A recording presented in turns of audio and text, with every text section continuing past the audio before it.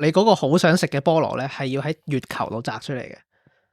咁如果有人幫你上咗，佢整咗個火箭上咗月球，摘咗落嚟切咗俾你食，咁你係咪應該講多謝先？係，一定要講多謝啦。唔該噶嘛，一定要多謝噶嘛。多謝阿邊個啊？阿 Jeff Bezos 你飛上去月球攞個菠蘿俾我食。咪係咯。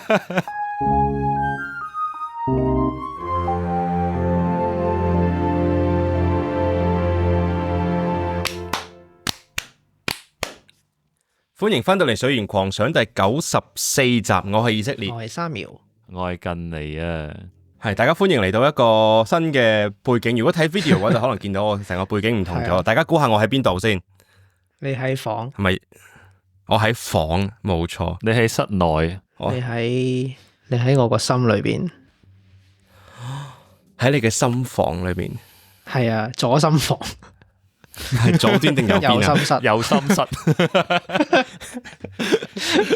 我唔係冇讀 bio，我嘅知識去到心流正左右就完咗，打通咗兩間房。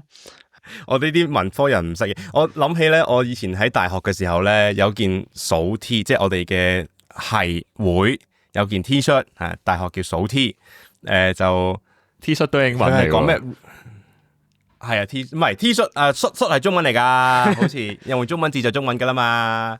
哦，佢係寫住 rubato heartbeat 咯。咁如果有音樂人嘅話，知 rubato 就係講你嘅節奏咧係好自由、好抒情咁樣嘅，唔一定要跟足個拍子嘅，即係唔一定要跟足個，即係話你心術不正，唔係心律不正咯。係啦，之後凡親啲醫科嘅人見到件 T 恤咧，就話你好似會出事嘅喎，好搞笑。呢個就係音樂係同醫科嘅理解有咩唔同？唔夠浪漫。哇！你嘅心跳哇，隨住音樂去到咩變化，即係好浪漫。之後醫科就有啲危險，好似已死。我睇緊佢呢個字，佢意大利文本身咧係解俾人偷咗嘛。咁係同佢同即係佢有咩關係咧？佢同呢個音樂狂想啦，係介紹翻先。我哋飲水先嘅意思，即係即係譬如話你有3拍咁樣，你喺第一拍度偷咗少少時間，即係第一拍短咗，你喺第二拍還翻俾佢。哦，即係可能 instead of 1 2 3 1 2 3就變咗1 2 3 1 2 3，即係有啲偷有啲還，所以就叫 rubato，即係偷咗嘅意思咯。我唔怪之心律不正啦。心術不正啊，呢個係心術不正係即係甩別啦。係啊，咁我哋就開估啦。咁我就喺冰島嘅，喺呢一個咩？咁咪好凍咯。煙囪係咪？你哋譯嘅係我譯嘅，你譯嘅係煙囪就唔係煙通。東涌個涌啊，即係因為 Reykjavik 佢喺 Reykjavik 啦，呢個首都啦。咁 Reykjavik 就係煙，然之後 Vik 就係一個海灣咁咯。咁啊就譯咗做涌啦，就係東涌個涌，係就係解海灣，係啦，類似嘅嘢咯，同啲水有關嘅嘢，唔使好準。同水有關嘅嘢，唔使好準，呢啲聽落好似香港地名就得噶啦。唔係煙灣啊？哦，煙囪好聽過煙灣，個 feel 嘅啫。係啊，煙灣係香港好少灣咯，我淨係聽到煙通啫，唔係太多咯，有啲嘅係底。你嚟嗰陣時係咪喺圈澳落機噶？我係咩啊？睇翻你個表先一陣，我圈澳國際機場啊，係應該係因為咧話說就係呢兩條友咧，兩位主持咧就譯咗一堆咩？定係 sorry，係咪淨係3秒譯噶？係3秒譯噶。OK， 唔好意思，係因為近嚟成日用呢啲名，所以我以為你哋一齊譯嘅，係3秒譯嘅，就將一堆冰島嘅地名譯咗做廣東話之後咧，你就係咁講，你講完我都唔知你講邊度，係圈澳係啦，圈澳得一個機場，一個圈個圈，得一個國際機場，一個國際機場，但係有第二個機場喺城市中心嘅，日日都經過。松山機場啊嘛？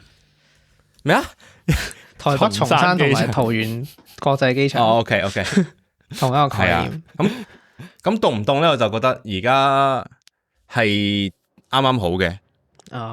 好似今日係咩啊？8至18度啦。哇，OK 啊，OK 啊，6月嚟講其實 OK 啊，好熱啊係啊，我尋日我全日係着住件 T 恤出街嘅，幾開心。正常啊，正常夏天啊嘛。帶唔帶風先？唔帶風就 OK。而家唔係好大風，我有諗過咧，今日喺出面錄呢個 podcast 嘅，啱啱有考慮過呢件事。係咯，你俾人睇下你個靚景啊嘛。呢度就冇乜靚景嘅，我就喺真係屋企出面就得個花園仔咁樣。但係好似唔得啦，太多 risk 嘅，即係譬如話驚有大風又係聽唔清楚，或者隔離有人喺度剪草咁，可能會漏咗啲風聲，漏咗啲風聲，大家知我喺邊度啊？係咁就唔好啦。係啊，但係就起碼我而家唔使打燈嘅，因為出面好大盞燈，一日到黑喺度照住我。因為而家錄嘅時候係6月啦，我哋係有日落嘅，其實幾點啊？係使唔使去到11點半？ 1點1:30。唔係，我好似我唔知，總之我1點半望出窗見到個霞彩咯。咁嗰個係落咗未㗎？應該係落咗，可以落咗噶啦，應該係落咗啊，落咗仲未黑晒噶嘛。OK， 咁應該1點到落啦，要咁講。哦，係啊，之後3點鐘上翻嚟啦，係啊。1點其實即係實際上嘅，因為其實你個時區係唔啱噶嘛，冰島個時區。咦？因為佢係佢同英國嘅冬令時一樣，咁但係其實佢係比英國西好多噶嘛，咁所以佢應該咧係減1嘅，但係佢實際個時區係0，咁所以其實佢係你當佢係全年夏令時咁樣去睇咯，應該。哦，咁即係其實我1點即係等於你當日落嘅話，即係佢應該係12點，大概12點可能日落，咁就正常啲，應該唔會半夜之後日落噶嘛。應該唔會，但係冰島有冇夏令時先？冇啊，冇，佢咪就係全年所謂嘅全年夏令時咯。佢嘅標準時區變咗0啊嘛，但係其實佢係應該係喺減1噶嘛，所以佢就實際上就變咗全年夏令咯。全年夏令。咁我哋可以陣間再講多啲冰島嘅嘢，因為咧我哋其實雖然都講過冰島啊，因為上次係邊個嚟咗啊？係咪好似有？舉手係，我唔記得咗啦。好似係你係咪舊年啊？前年啦，好耐啦，我記得過咗好耐啦，咁耐啦，耐啦，前年啊，前年。我淨係記得係夏天咯，秋天，OK，係，但係都好失望，唔係好凍。我記得係講看我今天怎麼說嗰集，係，咁我哋陣間再講多啲啦，因為咧今日3月好似有啲嘢分享下喎。其實都冇咩分享，好似教會 feel 咁，弟兄有咩分享下？弟兄點樣咧？呢位弟兄，冇嘅，其實就係我最近睇過一篇文啦，就係講終於開始拆解到唔該同多謝個分別喺邊度。係佢終於即係有個理論就話嗱，呢個情況咧就會講唔該，呢個情況就應該講多謝。係啦，咁喺我講之前咧，唔知大家有咩諗法？即係大家覺得，如果你要同一個學廣東話嘅人解釋多謝同唔該，你會點樣去教佢哋用呢2個字咧？我諗我哋都解釋過噶啦，同好即係作為成日同外國人講廣東話嘅嘢嘅人，好複雜啊！呢句係應該都有經驗解釋。你點樣解釋咧？阿近嚟。等下先，如果係服務嘅話就係唔該嘛，但係如果禮物或者大嘅恩惠就係多謝。我嘅理解係咁樣。服務，但係有時你嘅服務可以係一個禮物嚟噶嘛？係啊，例如咧，係啊，我成日舉呢個例子就係，譬如話你搵個嘉賓上嚟，雖然狂想，咁啊多謝你今日上嚟同我哋傾偈，係咪？你唔係唔該你同我上嚟傾偈噶嘛？有少少串咯。如果講唔該，即係唔該晒咁樣，即係好似你應份要係上嚟咁樣，好似你份工咁樣。係，但係定係聽落去好似好細咁咯，變咗。啊，係咯，唔該就感覺似係咯份打工，你請人嚟啊，可能你係老細咁，有人幫你執好啲檔案咁樣，你就唔該晒，唔該晒。係咯，即係你同下屬講嘢，好似辛苦晒，唔該晒噶嘛，唔會多謝噶嘛，多謝有少少係佢好似唔應該幫你咁咯，但係佢都幫你，但係呢個係佢嘅職責嚟噶嘛。係呢個咧係我係同我睇嗰篇文係冇關，純粹係即係我自己嘅諗法啫。到而家都仲係咯，即係如果我自己去嘗試解釋，我會可能會諗呢啲咁樣嘅例子，再去歸納下有冇啲共通點咯。但係好似都真係幾難，因為你好似點諗都會有少少反例咁樣。你都可以諗一個情況出嚟，係其實要用另一個嘅。但係我好 surprise 喎，佢而家先有人研究，應該一直都好多人研究噶咯噃，唔係咩？係有好多咁常見嘅問題。所以佢有 lit review 噶，即係佢話之前啲人咁樣講，但係我哋覺得咧咁樣就唔係好全面啊，或者呢個講法其實係唔啱嘅咁樣。之後就佢就有個新嘅理論咯，類似有個新嘅講法。係可唔可以分享下咧？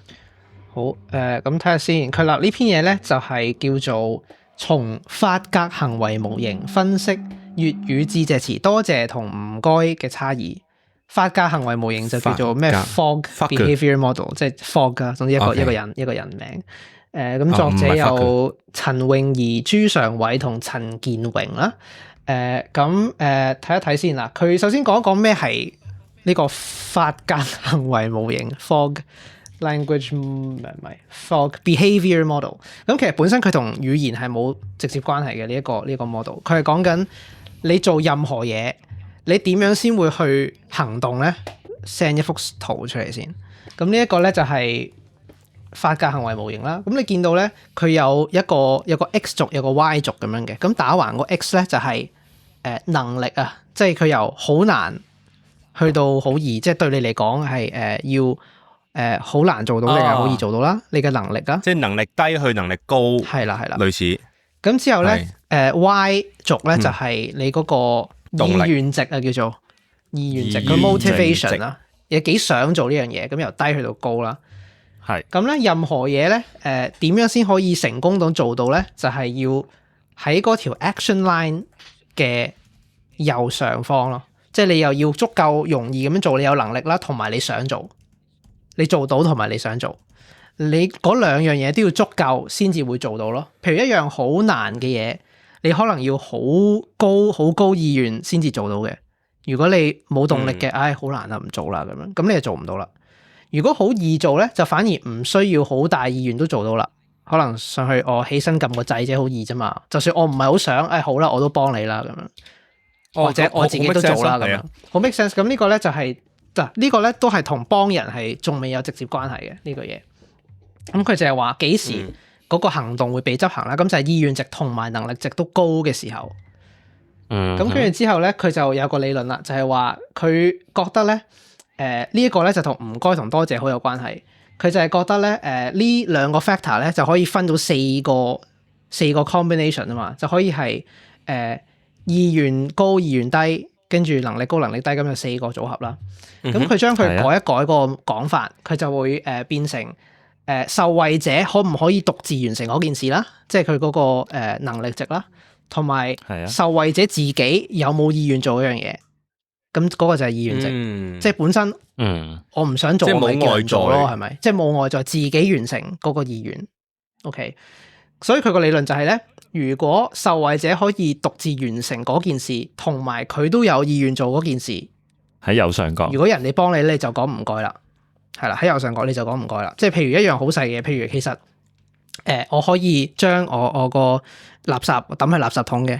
其實好簡單，我都識啦，同埋我都唔係好難啫。如果冇人幫我咧，我都會自己做嘅。咁如果呢個時候有人幫我抌咧，我就會同佢講唔該啦，係咪？咁但係咧，其餘三個情況咧都係講多謝。OK，係咁，我哋試下逐個情況講先。咁佢用嗰個例子就係佢向緊一個移民律師去了解關於移民嘅資訊。咁呢個係嗰個情景啦。咁如果你嗰個能力高同埋動機高咧，咁佢就係話受惠者本來有移民嘅打算，而且佢有能力搜尋相關資訊，兩樣都係嘅。咁如果呢個時候係啦，如果呢個時候嗰人幫你咧，你就講唔該。係。好啦，咁其餘三個情況係點咧？就係如果你個能力低，即係話你有移民打算㗎，你好有 motivation， 但係咧你就唔知點樣揾，你身邊咧冇人問喎咁樣，咁但係咧嗰個移民律師幫你，咁你就講多謝啦。係喎，啱喎。 OK， 第三個情景就係佢個能力好高，但係佢受惠者嘅動機好低，即係話其實佢冇打算了解移民資訊啦，甚至冇諗過移民，但係咧佢係可以有能力揾相關嘅資訊。如果呢個時候咧嗰個移民律師突然間 inbox 你問啊，你有冇興趣知道呢啲嘢啊？咁你都講多謝咯。哦，多謝晒，多謝晒，多謝晒，多謝晒。可能其實冇興趣，多謝晒嘅。先生有冇興趣咩咁啊？多謝晒。最後一個情況咧就係受惠者嘅能力同埋動機都低，咁就係佢本來冇打算移民嘅諗法啦，佢冇諗住去揾任何資料啦，佢亦都身邊冇任何人可以問，係啦。咁呢個情況咧都係講多謝嘅。哦，OK，係啦，佢就所以佢嘅理論大概就係咁樣咯。即係想像有個咩阿婆咁樣，佢唔識得 Google，但係佢動機低啫，佢唔係話完全冇興趣。我諗呢個當係動機嘅意思咯。如果佢完全冇興趣，我應該話唔使啦，唔該咁樣噶嘛。你唔會講唔使啦，唔使啦，多謝都得嘅。唔係我諗唔係咁講，因為呢個係 assume 咗你係想向佢致謝噶嘛。咁其實如果你話唔使啦，唔該，呢個其實你唔係真係致謝緊，你係叫佢唔該唔好俾我。係啱咪？啱，即係個服務係唔該收聲，而唔係俾嗰個資訊我。Excuse me 嗰個唔該，即係請你嗰個 please 嗰個唔該，唔係 thank 嗰個唔該。係啦，所以係佢唔係致謝喎，係啊，即係可能我本來冇諗住移民嘅，即係我就係話我諗緊想像緊一個阿婆，佢唔識得 Google。佢又冇乜諗住移民，咁但係佢個女同佢講：喂，我幫你揾咗啲資料啊，你可以考慮移民。之後阿婆就話咩咧？多謝你啊！多謝你，我會諗下。多謝晒，我可以諗下，都 make sense 喎，OK 喎。我諗到第二個例子，切生果食。係咪我講冇女，你即刻諗切生果？可能係點樣？如果我有諗住去切嗰個生果，而且我有能力去切嗰個生果，嗰個生果唔係特別難切嘅話，我會講，有人切埋個生果俾我，我會講唔該。但係如果我想食嗰個生果，但係嗰個我覺得個生果好麻煩，我唔係好識切，或者我切嚟會好麻煩嘅話，我會講係例如西瓜咁，菠蘿嚟嘅。咁樣，我唔識一個未切嘅菠蘿咁樣，但我好想食。咁俾人即係有人切俾我，就應該係多謝，係咪咧？係啊，我覺得其實佢呢個理論係，因為佢可以解釋一樣嘢，就係同一個情況有幾個人可以有唔同嘅答案，就因為每一個人嗰個能力值同埋嗰個動機值都唔同咯。即係佢可以解釋到點解唔同人會有唔同嘅講法，同一個情況。咁所以呢個可能係嗰種有啲灰色地帶嘅，大家會係嘛？我都唔知。即係佢真係好。我諗係因為你講能力同埋呢一個咩啊？咩？你第二個 test 叫咩啊？係動機係啦，即係都係唔係非黑即白噶嘛？都係有好多唔同嘅可能性。嗱，咁我哋將佢推到去極致啦。咁你嗰個好想食嘅菠蘿咧，係要喺月球度摘出嚟嘅。咁如果有人幫你上咗，佢整咗個火箭上咗月球，摘咗落嚟，切咗俾你食，咁你係咪應該講多謝先？一定要講多謝啦，唔該噶嘛，一定要多謝多謝啦。好難做喎，佢幫咗你喎，但係咪先？即係你要將佢推到極致，你就會即刻明嘅。多謝阿邊個啊？阿 Jeff Bezos 你飛上去月球攞個菠蘿俾我食。係咯。哦，係，即刻清楚，好得意！呢啲我哋點樣學嘅咧？都係 social 嘅 situation，即係你一路係咪啊？一路去，即係都係父母教你，你又講多謝啊，要講唔該啊，例子無限嘅例子，咪就係呢個情況要講收禮物、收利是要講多謝咁樣咯，即係都係咁樣。我覺得我哋學嘅時候都係睇情況嘅，即係其實我哋都係總之呢個情況就要講呢樣嘢，但係我哋背後可能有個 pattern，我哋唔知咯。但係我覺得學嘅時候係逐個 situation 學嘅，我覺得係。冇一個情況收利是係講唔該噶嘛，應該係啊，點樣可以用呢個理論嚟解釋到點解收禮物要講多謝？係因為我即係一直諗緊服務，我哋冇諗到禮物呢樣嘢啊嘛。因為禮物我諗緊，因為你唔可以俾禮物自己噶嘛，可以嘅，咁但係你俾禮物自己就唔係你同人哋俾禮物你係兩個唔同嘅概念嚟噶嘛，只有人哋先可以俾禮物你作為人哋嘅心意噶嘛。係啊，所以我個能力永遠都係低嘅，係嘛？定係動機？即係我有少少我唔會 assume 點講咧，即係應份人哋俾禮物佢唔買俾我嘅話，我自己都唔會買俾自己。即係我唔會好有意欲去獲得嗰樣佢送俾我嘅嘢，係咪？我唔知啊，即係好難。唔係啊，諗我覺得咧，我嘅睇法係咩咧？係物輕情意重，即係例如話，我想要一份嚟自近嚟嘅禮物，咁我係冇可能自己獲取一份嚟自近嚟嘅禮物噶嘛。係，咁個重點唔係個禮物，個重點係我想要一份近嚟嘅禮物，specifically。即係我就唔會做到，我永遠都唔會做到噶。個能力我冇可能做到，係，所以能力一定係低。但我又諗到第二個例子就係咩咧？就係例如話，我想買一份禮物俾我個 long 啲嘅女朋友。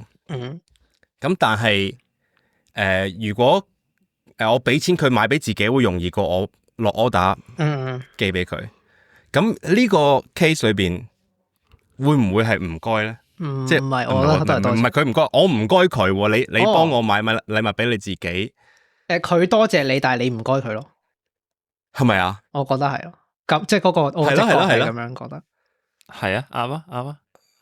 係啊，呢個有啲咁係已經係交換哲學討論，好複雜呢個情況。但係好有趣，好有趣。呢啲係因為我哋大家聽眾多數都應該已經知嘅啦，不過就係唔知點解啊嘛，咁所以先要有研究嘛。係呢個就係語言學咯，好多嘢就係你已經知道，但係你要研究點解點解咁樣。係你識講個語言嘅人，你都識講噶啦。係啊，但係你唔識解釋。好，非常有趣。犀利。我想問一個問題，就係你 send 出嚟嗰個圖咧，佢寫住 B 等於 MAP 啊，咩意思咧？睇先咩嚟㗎？係唔係解 Buy me a coffee pineapple coffee？Buy me a coffee？Buy me a coffee？咁如果大家都中意我哋節目嘅話咧，我哋有一個 Buy me a coffee 嘅頁面啦。咁如果想一次性支持我哋咧，都可以去嚟買個咖啡俾我哋嘅。咁如果大家想一路支持我哋啦，同埋睇到我哋逐字稿啦，同埋 join 我哋 Discord server 嘅話咧，我哋都有個 Patreon 嘅頁面咧，咁就可以俾大家參加。做咗我哋 Patreon 之後，就可以入嚟 server 啦，可以聽我哋嘅 live 啦。有時我哋會開 live 啦，可能半年一年到我哋會開一次 live 啦。咁同埋咧，有時都我哋而家冇得揀下集講咩，我哋都有啲隨心。但係如果大家有 suggestion 嘅話咧，或者有啲嘢想話俾我聽嘅話咧，都可以喺 Discord 入邊話俾我哋聽嘅。同埋我哋仲有 bonus material，我哋啱錄咗節 bonus material。如果大家想聽嘅話咧，就可以喺呢一集出。不過呢一集出之前已經出咗啦，應該係啦。大家就可以翻去聽翻，可以翻去 Patreon 度聽翻咯，就係咁樣。係有個 pre-show 係啊，正。咁如果大家嚟到支持我哋，我哋會講多謝，多謝。咁但係如果例如話可能唔知啊，有人想支持我哋，但係佢冇信用卡 join 唔到，咁可能就揾第二個幫手就講唔該，係咪啊？係啊，你就可以唔該佢 join 呢個 Patreon。講得啱啊，係啊，或者如果你係喺一個 iPhone 上面之後。要因為蘋果會收好多蘋果稅嘅，所以咧你可能揾人借部電腦嚟到 join， 咁都係唔該。但係如果其他人送個 Patreon 嘅membership 俾你咧，就係多謝啦。係啊，當然啦，呢個都係一個大家可以做嘅嘢嚟㗎。係，如果冇記錯同埋啱啱我想講咧，我諗起咩咧？因為呢排我成日講瑞典文啦，咁就諗起瑞典文裏邊有兩個幫人做嘢嘅呢個介詞 preposition 嘅，三月記唔記得邊兩個？邊講緊乜嘢啊？佢就係識挪威文嘅啫。我一樣啫嘛讀過啊，都理論上同埋都有讀過瑞典文嘅。理論上我係冇讀過挪威文，有讀過瑞典文，即係正式咁樣上堂。OK，但係非正式地你識挪威文多過瑞典文嘅。我唔知你想講咩喎？我連你講緊咩？因為如果英文嘅話，I do something for you 嘛。do for Tilla 有。咁但係瑞典文有第二個 option， 即係除咗 for 之外，仲有一個 what。OK， 因為挪威文係唔用呢個字，所以。係咩？係冇呢個冇得賴，你讀過瑞典文嘅，你冇得賴。ought 嘅意思係人哋代替你做一樣嘢，即係我想，因為我尋日我啲同屋喺度傾偈嘅時候，我就留意到佢用咗 ought 呢一個介詞啦。我唔記得佢講乜嘢，但係都係啲日常家居嘅嘢啦，即係例如話有人幫我烚咗隻蛋，咁就會 ought 咯，因為我可以自己做噶嘛。咁但係佢代替咗我做我諗住做嘅嘢，就用 ought 咯。如果 for 咧就係我唔諗住做嘅，但係佢做完送俾我，就會係 for 咯。即係睇你本身想唔想做，有冇能力做？因為個概念就係 ought 係代你做啊嘛，係一啲你本身想做嘅嘢，佢協助，即係佢取代咗我嘅位置。係啦，佢代替你做咗你本身想做嘅嘢。我唔知本身想唔想做係咪直接有關係，總之就係重點就係佢代替我個位置咯，即係我可以做嘅嘢咯。因為咧，我諗到廣東話有幫，其實幫都兩個意思噶嘛，即係你幫我食咗佢，就係我食咗佢啊，定係你其實係你係插緊胃喉定唔知咩，即係你可能係癱咗嘅，咁我要幫你食，你明唔明啊？即係有兩個意思喺度，係咪有少少類似嘅咩嘢咧？有啲類似。係啊，如果話對 at 你 ought me， 咁就係你會食咗嗰樣嘢咯。因為本來係我食嘅，係可能譬如話我減緊肥，我食唔到甜品，咁你就食埋我嗰份，你食咗佢，等我開心啦咁樣。譬如話揸車，因為而家我眼前有好多私家車，所以我諗一諗揸車。譬如我想去行山咁樣，咁我唔識揸車，咁你車我去。咁你就會係 for 咯，因為係你幫我，即係我本身我唔會揸車，咁但係譬如話本身我揸嘅，咁但係我而家好攰啦，唔想揸車啦，我哋換位，咁你就 ought 咯。OK，好似咁樣明啲喎，即係你本身有冇能力咯？嗰個唔同嘅地方係啊，睇嚟係好得意嘅。咦？咁你又話點解你唔係喺冰島嘅咩？點解講咁多瑞典文嘅？係嗱，要講翻個故事就係我長話短說啦，個背景你可以睇我條片，因為我呢個 podcast 出嘅時候應該會出咗條片噶啦。咁我而家就喺冰島讀緊冰島文啦，可能大家都唔意外噶啦。係啦，都冇嘢做噶啦。其實係步3秒嘅後塵嘅，冰島冇嘢做啊，就係讀冰島文啫嘛。同埋睇景咯，睇瀑布咯，瀑布同埋睇景同埋唔同形狀嘅瀑布咯。同埋近嚟冰島嗰時候都冇讀冰島文，啱。去睇瀑布啫嘛，睇瀑布咯，係啊，啫嘛，睇瀑布啫嘛，睇瀑布啫嘛，唔係成個村咪睇瀑布，係啊。我就係啦，步3秒後塵就係讀冰島文啦。哇！咁但係我個 course 就好特別嘅，佢係一個俾北歐人讀嘅 course 嚟嘅。都係唔好問我點解會喺呢個 course 上面，總之。因為你係北歐人，就係發生呢件事啦。咁就所以佢上課嘅語言咧係呢個混合北歐語啦。譬如話我個主要個老師佢係識講瑞典文，但係佢瑞典文唔係好好。係咁好多時候佢係混合咗瑞典文同冰島文啦。有好多其他啲客席嘅講師咧就會講丹麥文啦，或者係混合一啲丹麥同挪威文啦，或者佢丹麥文發音發得準啲就係挪威文啦，係咪？哇！即係丹麥人發音係唔準嘅，全部都懶音。佢丹麥文照字母讀出嚟就變咗挪威文嘅，係係嘛？所以係好得意，或者好多時候其實都係 mix 埋，差唔多係。即係譬如話啲學生都係，啲學生就有好多都係瑞典人同埋識瑞典文嘅芬蘭人，有少數係挪威人嘅。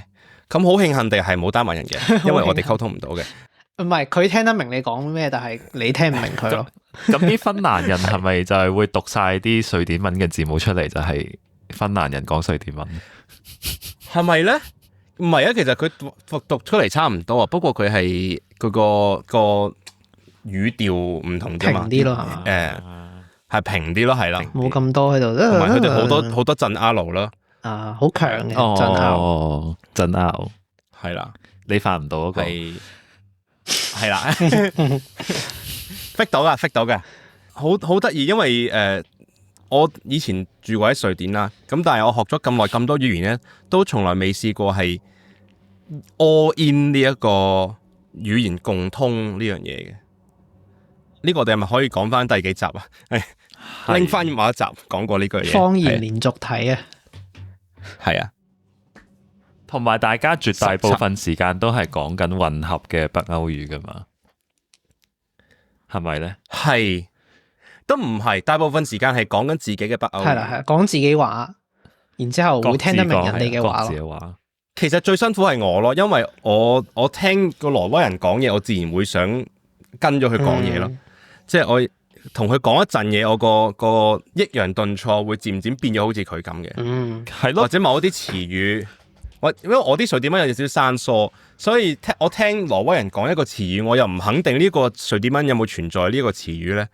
係，咁我就又要諗好耐啊！我應唔應該跟佢講咧，定係點咧？所以我係好辛苦嘅。不過聽就大家都講自己話咯。係某啲特別嘅情況之下就會要襟下嘅，係啦。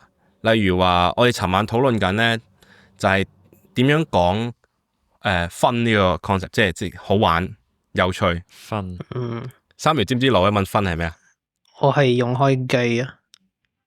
句係啊，係咪其實係機個字嚟嘅？應該係機嚟嘅，真係機，機都係開心嘅意思啦。串法就係 GO 跟住一斜跟住 Y 咯。G 之後 no 係斜 O Y no 嗰個 MT set 係啦，MT set 圓圈一動咁樣，圓圈一斜係，或者係 motion 啦，即係其實係好笑啊嘛，好笑咯 motion 係 funny 啊 motion。咁呢啲字瑞典文係唔用嘅，咁瑞典文係會用kul，其實我唔知點嚟嘅，但係類似法文都係分咁嘅意思啦。kul 係咩意思啊？法文你係咪 get 嚟嘅呢個？我唔記得咗咩意思。I knew it， 一定係啲壞話嚟嘅。I knew it。一係就係講rolly，咁但係最奇怪就係咩？就係 rolly 咧喺其他北歐語咧係解3秒，知唔知啊？咩？好似係即係 chill 嗰啲啊嘛，類似係即係靜咯，平靜咯。rolly 係啦。他哋咪 roll，所以點樣為到係rolly 變咗做係好笑嘅意思。係 OK，但係佢相反，即係如果你加個 o 咧變成咗即係 not rolly 啦，係啊，咁就係解囉囉攣嘅喎。咁但係 rolly 係解好笑，我都唔知點解。但係即係佢哋就 realize， 即係佢哋自己喺度傾就，我哋講呢啲詞語咧，成日會有誤解喎。我哋點算好咧？即係用咗成晚喺度討論，揾一個詞語係大家都可以通嘅。有啲似咧，最後就用咗冰島文。有啲似 Interslavic， 即係喺度冚一啲大家共通嘅字根啊。Interslavic 即係咩啊？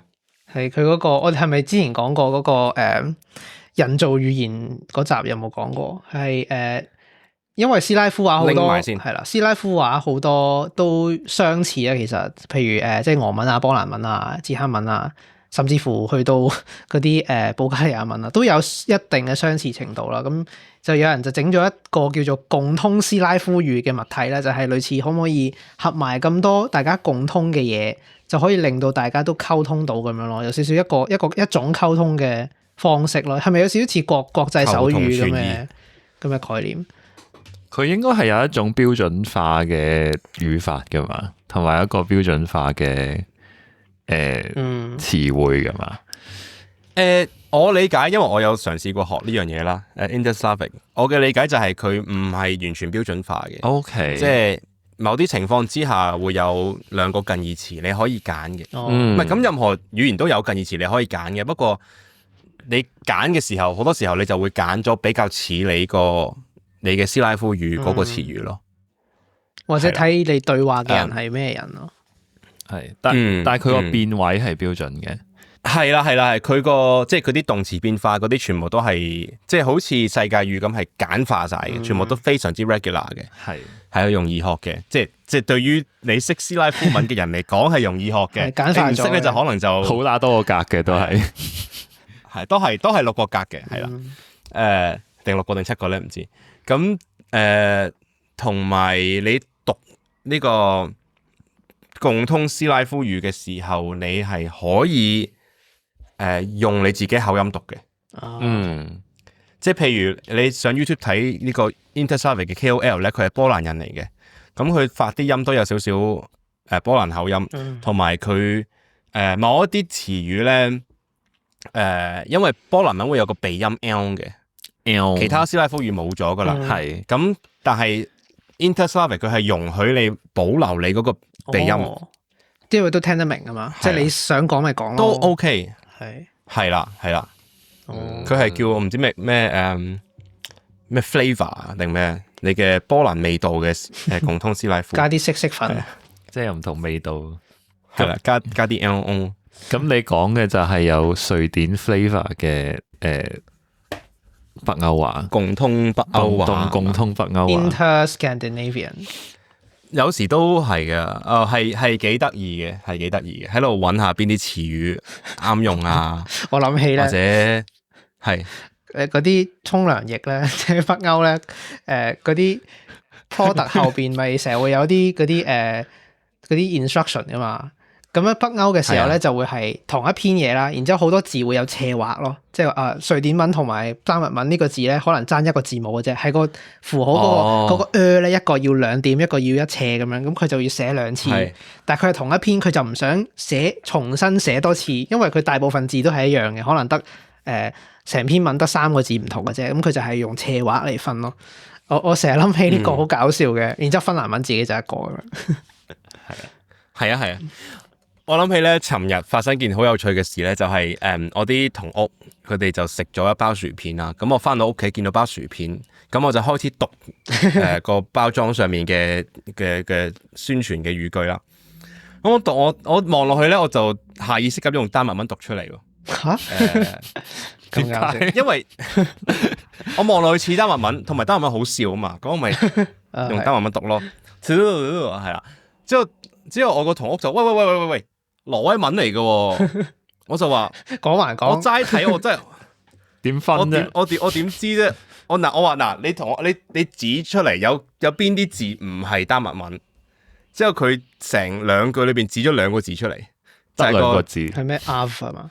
係好似有一個後綴咧，係挪威文係 skap 會有 p 嘅，丹麥文就係 b 字尾嘅，就 skip 係啦，同埋。咩 best 爭咗個 d 咁樣咯，即係挪威文係 beste， 係 best， 丹麥文就攝咗個唔讀嘅 d 入去。定係丹麥文會係 ae 嘅，我唔知喎，會唔會啊 best？ 我唔肯定，我 check 下。丹麥文係中意攝好多唔讀嘅字母入去噶嘛？丹麥文係好中意挪威文用 a 嘅時候係用嗰個 ae 嘅字母咯。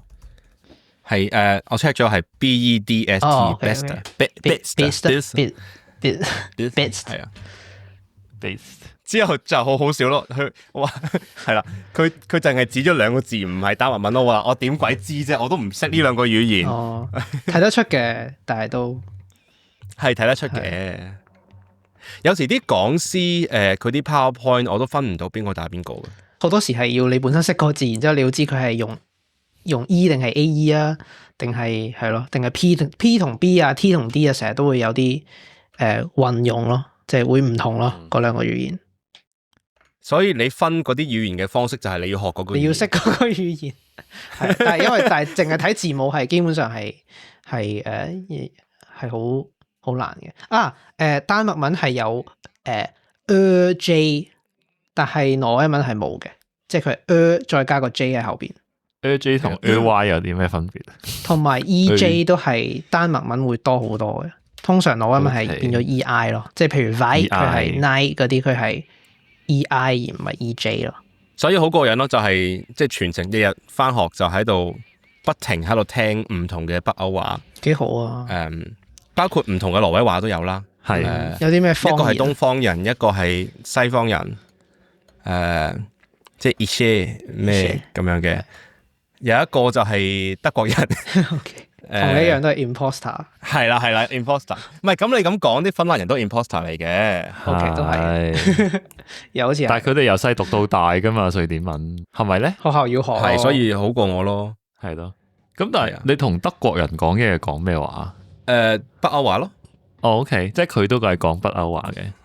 但係係佢係挪威，佢歸化成為挪威人嘅。OK，佢就係呢個有德國口味嘅北歐話啦，嘅挪威話啦，係啊。咁你係咩口味？一開始我以為佢唔知挪威西方人定係丹麥人嚟嘅，因為佢係講哦係 Bergen 咁樣。哦，佢係用嗰個我係咩口味嘅 R， 我都唔知。我係半生熟口味，半生熟口味，5成熟。係啊，我係未煮熟味嘅北歐話，係咪一個味嚟嘅咧？都可以係味嘅 raw。所以你除咗學冰島話之外，其實學得更加多嘅係北歐話。其實係好多人嚟到都唔係咁 care 學冰島話，佢咧係啊學咯係啊，但係佢哋係嚟玩嘅。係因為佢哋好多係你話好多係有資助噶嘛，即係唔係自己俾錢噶嘛，冇咁認真嘅通常。好似係有呢個叫做咩 Nordic Council 啊，北歐委員會啊，係咪咩啊？係類似啦，嘅資助嘅，係啊，係幫佢哋俾錢。我唔知佢俾幾多啦，咁但係好多就係嚟放假，係啊，放假咁樣咯。幾時有個粵語 council 俾我去學呢個？我唔知學開平話或者學東莞話。粵語 council，粵語 council，即係唔同嘅粵語嘅地區組成一個 council。學歐流片，我哋講粵語分類係應該係邊集啊？唔記得咗啦，已經。同阿 Mac 18集咯，都係 Mac 嗰集。Mac 2集係啦，Mac 仲有一集，Mac 第2集。上集就係方言連續體，後集下集就係呢個穿越死啦！唔係穿越時空，穿越時空穿越方言學粵語個粵方言學啊，就係生方言學，真係讀得好好啊！呢個態度係咯。咁但係你作為一個本身識瑞典文嘅人，你學冰島文個感覺係點樣？係好奇怪嘅，即係我知咧有好多唔同嘅語言迷咧都已經有類似經驗，就係用一個語言學一個類似嘅語言啦。咁但係我 so far 我都係盡力避免做呢樣嘢嘅。咁而家就做咗呢樣嘢啦，咪做緊啦。就真係係主要學啲唔同嘅嘢咯。係啊，因為我知道3月讀過呢個 course， 用英文讀啦。我用英文讀，因為佢個結構係。你讀嗰時係點？係6月就係嗰個北歐 course 啦，然之後7月就係國際嘅用英文讀嘅 course 咯。咁所以我係7月嗰個，你係6月嗰個。OK，咁你就冇得慶祝呢個國慶。係啊，國慶係6月咯，即係下個禮拜。係啊，冰島國慶，因為佢所有嘅節日咧都係堆喺啲夏天度，啲人可以出街慶祝嘅日子，因為其他咧季節全部都唔可以慶祝。咁6月可以慶祝晒呢個瑞典國慶啦，6月6號啦，跟住呢個冰島嘅水手日啦，6月7號啦，之後冰島嘅國慶6月17號啦，同埋之後仲夏which is 喺瑞典文化好重要嘅仲夏，就係6月21號，嗰套恐怖片全部 cover 晒。係，我都想知有冇好多人係中意嗰套恐怖片之後去瑞典。不過夏季係仲有啊丹麥嘅國慶咧係同瑞典隔一日噶，佢係6月5號啊。我哋冇丹麥人喺度，點解要專登隔一日？應該唔係特登嘅，係咁啱咯。隔咗個 Öresund 係啲北歐嗰啲國慶咧，全部都係喺夏天啦，5月6月咁樣啦。咁但係除咗芬蘭咯，芬蘭係12月咯，即係可能芬蘭人係比較同佢哋嘅性格非常之吻合咯。比較佢哋嘅國慶就係聖誕老人節，啱喎。係嘛？原來係咁。係我嗰陣時係都係4個禮拜係咪？你都係4個禮拜嘅 course 啦。個結構我見其實係好似嘅，都係有2個禮拜6係出去外遊啦，一齊搭旅遊巴出去外遊。係咯。你嗰陣時你而家係有大概幾多人啊？成班？我哋好似有2個 drop out 咗啦。嚇咁快？14個到12、3、4個啦。咁都真係幾少，因為我哋係多好多，起碼我諗起碼起碼30-40咁樣。咁但係我哋係分咗3班嘅，咁就係分咗類似。其實你自己揀 join 邊班都得嘅，就係佢有少少係最基本啦，跟住中級啦，跟住高級咁樣。咁但係你呢個 course 讀之前咧，其實係要 pass， 即係佢係要揀人嘅，你係要 pass 咗Icelandic Online 嘅第一個 course 啦，即係有啲好基本嘅嘢你要完成。然之後佢有個類似考試嘅物體，好簡單嘅啫，類似寫下啲 grammar 咁樣，即係好似香港以前讀英文做下啲 grammar 填窿窿咁樣。即係你識少少嘢啦，咁佢就類似收你咁樣咯。所以我諗個結構應該差唔多，但係佢就係 rather than 得一班，然之後佢就分開咗幾班咁樣咯。但係我係讀中間嗰班啦，然之後係全冰島文噶啦已經，即係佢冇講任何英文。佢當然講得好簡單啦，但係佢係教學嗰啲教科書啊，佢個老師嘅教學語言啊，全部都已經係冰島文噶啦。OK，全沉浸式，即係3班係唔同嘅程度，係啦，唔同程度、唔同老師咁樣咯，都係同時進行嘅。我哋得一班，可能就真係因為少人啦，因為佢哋係有資助噶嘛，咁唔可以太多學生啦。就都有啲學生係唔同程度嘅，譬如我有一個同屋咧，其實佢識噶啦。what grade 嘅？咁好多時佢同我解釋啲嘢，佢係你 what grade 嘅。同埋有一個同學佢係呢個法羅群島人嚟嘅，佢應該都係嚟 what grade 嘅，因為好似喎，即係法羅文同冰島文都係啦，都係啲喺個島度隔絕咗唔知幾多百年嗰啲人，但係就溝埋學。咁一開始都係由頭學嘅。即係第一日我啱啱落機咁啊，遲咗2個鐘到啦。咁佢喺度教緊 ABC。我即係教 ABC 嘅意思係教啲字母點樣發音，唔係教有啲咩字母。兩樣都係啦，即係教有啲咩字母，然之後就教點樣發音。即係 AU 佢哋讀成 R 嘅會，唔會讀 A 嘅。係啦，因為冰島文嘅 AU 係讀 A 嘅。咁如果大家識某一個好出名嘅歌手，可能就會聽過呢個音啦。三爺喺度偷笑緊啦，係咪啊？係啊，撈飛咩？劉飛，可唔可以示範啊？三爺點讀啊？雷肥，雷係啊，雷即係雷雷個雷咯。係啊，雷真係廣東話個 A 音嚟嘅。咁但係其他同學咧就係咁讀 out 啦。係，我就係容易啦。我係 A 啊嘛，咪 A 咯。廣東話有 A 啦。但係其實挪威文嗰啲都有 A 噶。句咪啱啱我哋講過句都係即係好似，即係 O 一斜就 Y， 其實都好似嘅，可能係佢哋唔慣啫。唔慣見到呢個組合咁樣慣咯。咁 A 一撇咁佢又會讀咗 R 咁樣，又會讀 R 咁樣，又唔會喎。因為係佢冇嘅字母嚟噶嘛，即係佢唔係一啲佢識嘅嘢，而係新嘅嘢，咁我咪學咯。係新嘢就易學，但係重新學即係 relearn 又難啲。太似自己語言嘅嘢咧，就反而會錯啦。都係，好多時候學外語都係呢啲錯啊，係似嘅地方就會錯，唔似嘅地方就易學。冇錯。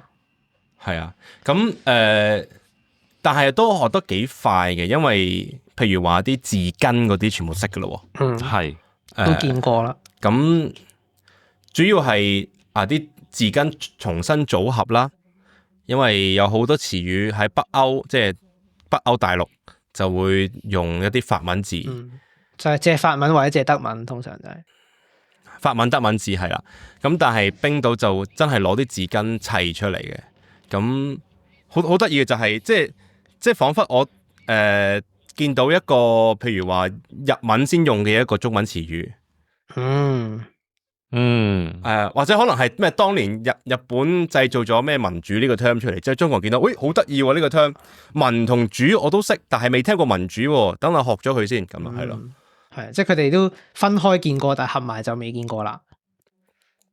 係啦，咁同埋學好多 grammar 咯，因為冰島嘅語法複雜好多，咁就2個禮拜係咁坐個 grammar 咯。骨節變法上係啦，嗰啲動詞啊、名詞啊，就多好多 ending 要加啲嘢咯。好 Q 多，又真係有陰陽中，跟住有單數、雙數、眾數，仲要有冇雙數，冇雙數。佢仲要有嗰個 the， 要加個 the。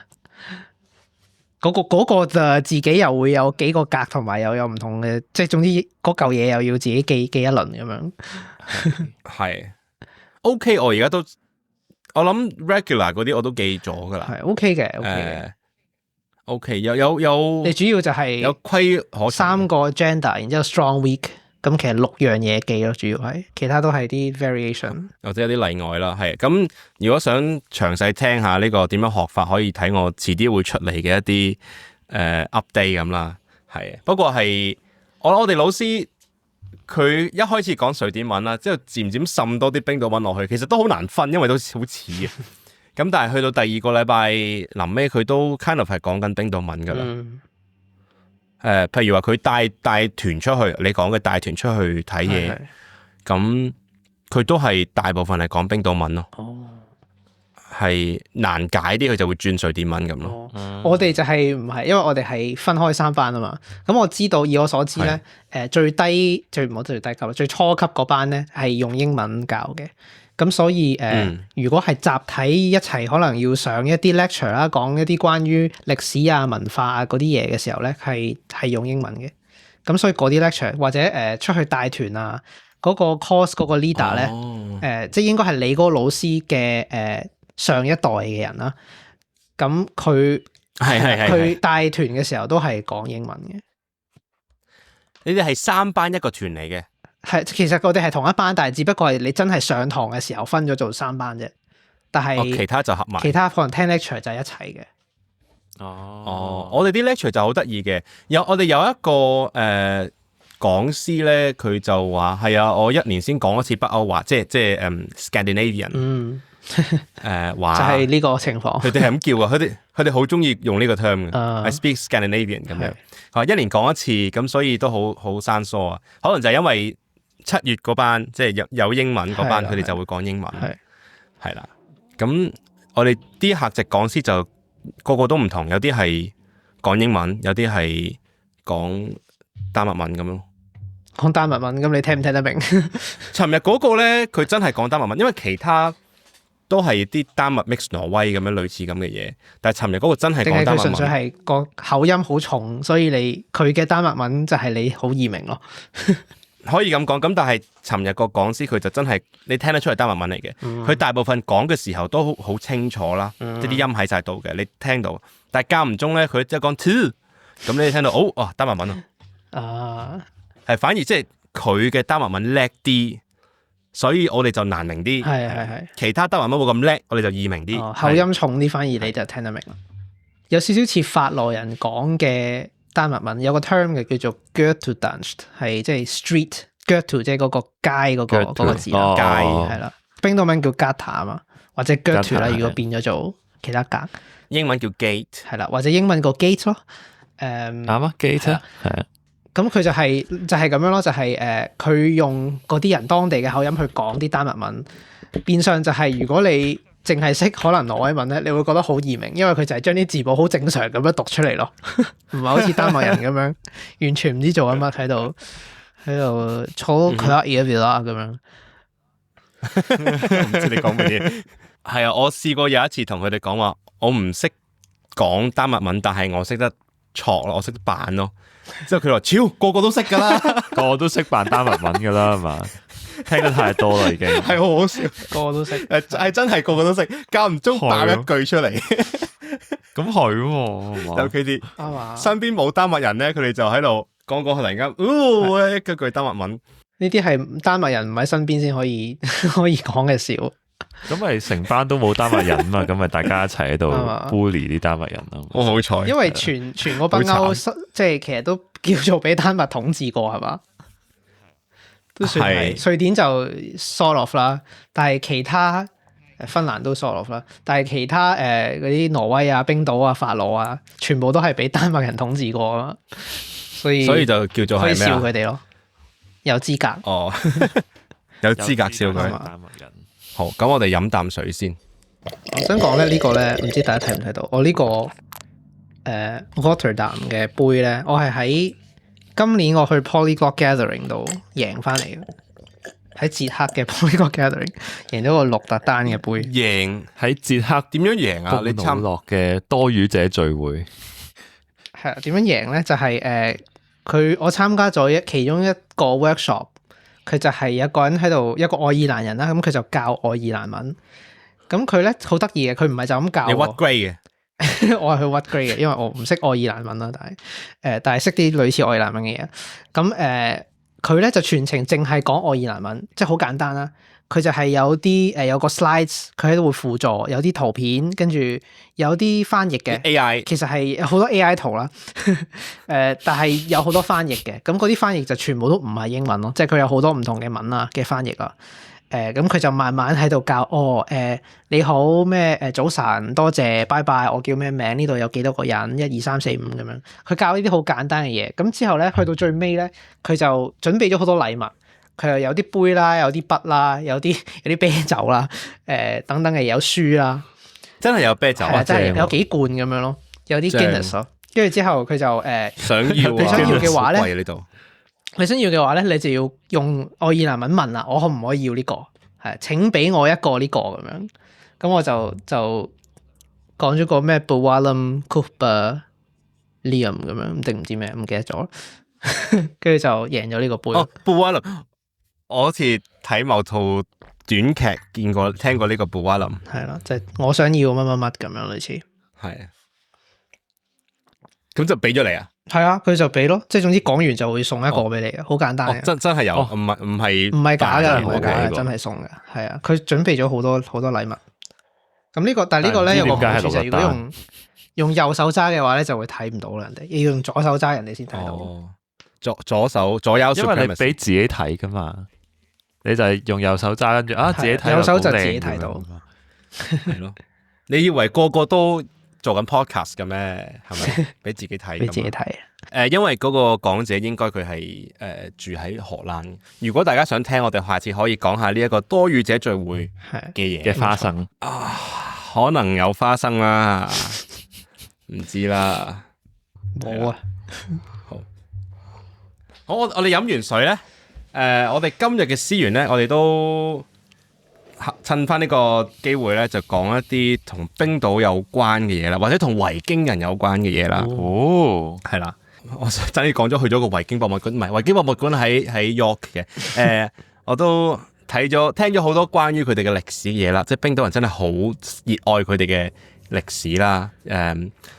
我有成個 lecture 咧，就係講佢哋，唔係成個，有一段 lecture 咧，就係講佢哋當年周圍喺北歐嘅唔同國家搜羅翻佢哋以前嗰啲手稿啊，佢哋啲冰島史書，唔係史書，嗰啲沙噶，嗰啲史詩，史詩嗰啲沙家係故事咯，嗰啲史詩。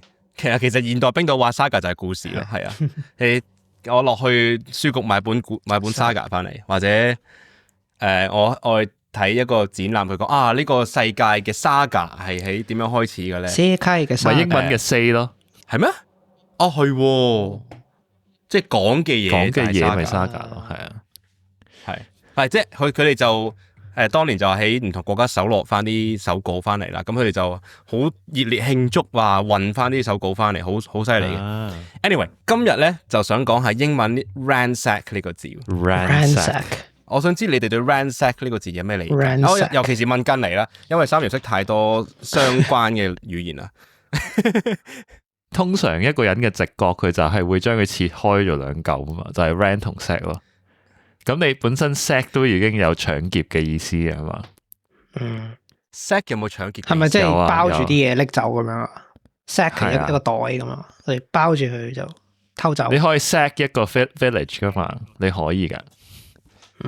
都可以係咪啲打機會做嘅嘢？喺我嘅理解入邊，ransack 同 sack 係差唔多嘅。其實我當初聽呢個字，即係好多年前學英文呢個字嘅時候，都諗咗，都係咁諗同袋有關嘅嘢。係唔知點解咧？我即係當年啦，我嘅腦裏邊係諗緊咩用個好似呢啲卡通嘅小偷嗰種袋啦，之後裏邊裝住啲石，即係我嚟搏人咁樣咯。係，我係想像係咁樣 ransack。OK，笠住個人，跟住成個人咁樣拎走咗咁樣。好啦，咁我哋講下 ransack 呢個字係英文係咩意思啦？其實佢係有呢兩個相似嘅意思嘅。OK，一個就係好徹底咁樣揾一啲嘢，即係譬如話，我好想揾到我一條鎖匙咁樣，喺唔知邊個櫃底，咁我就 ransack 就係成間屋咧就喺度抄啦。哦，抄亂佢，即係好似你抄亂晒。哦，啱啊。係啦。咁但係 Okay 即係我英文嘅語感啦，就係比較少用嘅呢一個。係咯，多數嘅用法就係講緊你抄得好勁之後偷嘢，洗劫一空乜 Q 都偷晒。係啦，洗劫一空啊！洗劫一空啊，係啊。現代英文多數係會想像呢個先咯。啱啊如果有英文母語者聽到唔同意嘅話，可以同我反映翻，可以留言講啊。咁但係咧，我而家就喺呢個冰島大學度上緊 course 啦。咁一上人哋啲講師嘅 profile 咧，個個都有講佢哋 ransack 緊啲乜嘢嘅。哦，研究啊，係啦，哦，就係研究啦。即係佢揾啊嘛，即係佢抄料又係要好徹底咁樣去揾咯，係咪類似咁嘅嘢啊？係啦。咁如果你拆翻開咧，其實就好簡單嘅。ran 同跑步冇關係 ，sack 同埋袋都冇關係嘅。ran 係某一種你住嘅地方，類似屋咁樣啦。OK，sack 咧就係 seek 啦，類同相關嘅字啦，係啦，即係揾。seek，哦，OK，係啦，即係揾咯，係啦，喺屋裏邊揾咯。揾啊，都係。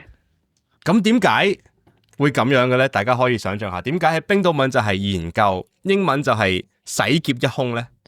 因為屋咧即係 home 啊嘛，咁即係 hema 咧就係冰島文就係世界啦。咁所以咧，你喺個屋裏邊揾嘢咧，就好似你喺個世界度找尋一啲知識咁樣。我鳩噏嘅啫，都係即係，但係係咪類似咁嘅？乜嘢啊？聽咗啲乜嘢？唔係，我哋可以講翻佢哋呢兩個字共同嘅源頭先，係啦。咁佢哋喺古代北歐話咧，就係喺間屋裏邊揾嘢咯，係啦，就 literally 就係咁嘅意思咯。大家就諗緊維京人出咗名係做咩嘅？出名去打劫咯，即係去其周圍他地方搶劫啊嘛，周圍攞洗架船去人哋間屋個地方度攞晒人哋啲嘢啊嘛，係啦。咁對於維京人嚟講咧，佢哋做緊咩啊？佢哋係探索緊呢個世界啊嘛，探索緊，係咪啊？探索緊呢個世界。佢哋發現新大陸咁樣，即係佢哋由北歐開隻船去到英國啦，去到冰島啦，去埋美國啦，係咪？加拿大咁就係佢哋發現新大陸啊嘛。咁所以咧，漸漸變咗咧，ransack 咧喺冰島文裏邊咧就係研究嘅意思啦。當然冰島都發生咗一段時期，就係佢哋嘗試整走一啲外來嘅詞語啦。咁所以其實我諗，我可能某段時間佢哋係用第二個詞語嘅，但係後來整走一啲外來詞之後咧，佢就決定用 ransack 呢個字作為研究嘅意思啦。咁如果喺北歐大陸嘅話咧，就係比較 neutral 嘅意思，就係總之抄咯，係抄嘅意思咯，係啦。咁至於英文咧，點解變咗做洗劫一空咧？就係因為你諗啲維京人嚟到英國之後，佢哋做咩咧？咪就係搶劫咯，就係攞晒啲嘢，係啊。係咪嗱？我想奸仔女人，我想象咧就係嗰啲1000年前嗰啲英國人咧就喺度，跟住見到啲賓客人嚟啦，跟住啲賓客人喺度話ransack，跟住之後佢話哇你 ransack 我啊，你原來你做緊嘅嘢就係呢樣嘢啦咁樣，咁佢哋就學到呢個字。我想象都係咁，千祈唔好信。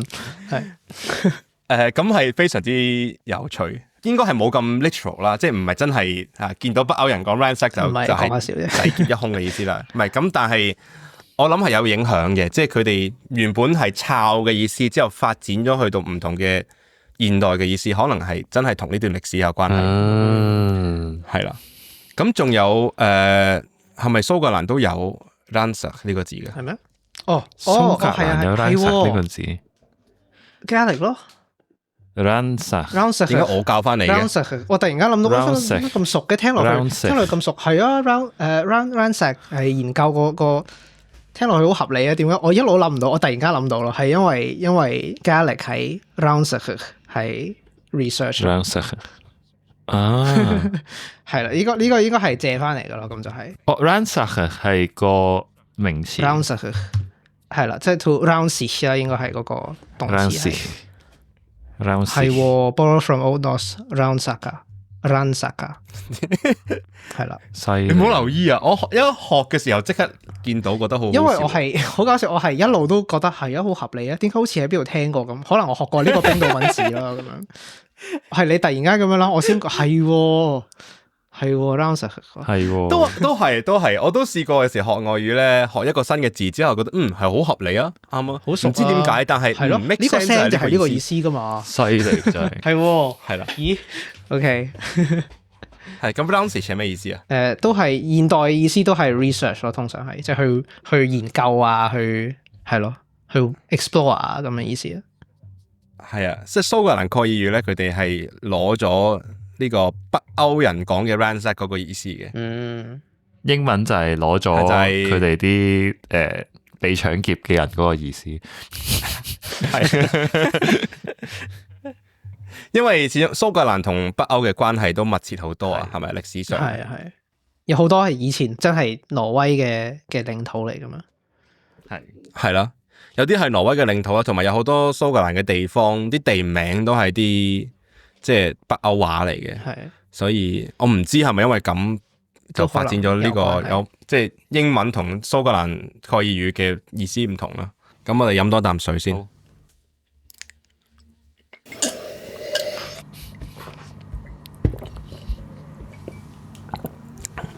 好，如果大家中意我哋嘅節目嘅話咧，都歡迎 like 啦、share 啦，同埋 subscribe 我哋節目啦。正如我哋啱啱所講，我哋一個 Patreon 都可以嚟 join 啦，可以見到我哋逐字稿同埋有好多其他功能嘅。咁所以快啲嚟課金啦！同埋聽到呢度呢，如果中意呢，都快啲留多個言，係啦，支持下我，幫喺我哋演算法上面咧支持下我哋嘅片啊。係啦，留下言啊、like 啊，仲有咩啊？俾星星。不過多數人喺 YouTube 睇嘅，係啊，所以喺 YouTube 度留多啲 emoji，有啲星星喺度。如果你喺2007年嘅 YouTube 睇咧，係就可以俾星星。咁我哋要多謝我哋嘅 patron， 包括 Samuel、Benjamin 同埋另外37位嘅 patron， 多謝你哋，多謝喎，係喎。係啊，多謝，唔係唔該啊，係多謝，唔該就冇禮貌噶啦，要多謝嘅呢個，係啊，唔該你幫我哋咩？同能力同意願就冇直接關係，因為我係唔可以幫大家俾錢自己嘅，好似係唔得嘅，唔得噶嘛，我都俾唔到錢自己，係咪？我係咯，literally 我俾咗錢就唔係我嘅錢，就點俾錢自己？係啦，左手俾右手，係啦，咁就唔叫俾咯，係啱啊。係咁，所以多謝大家。咁我哋下次再水源狂想啦。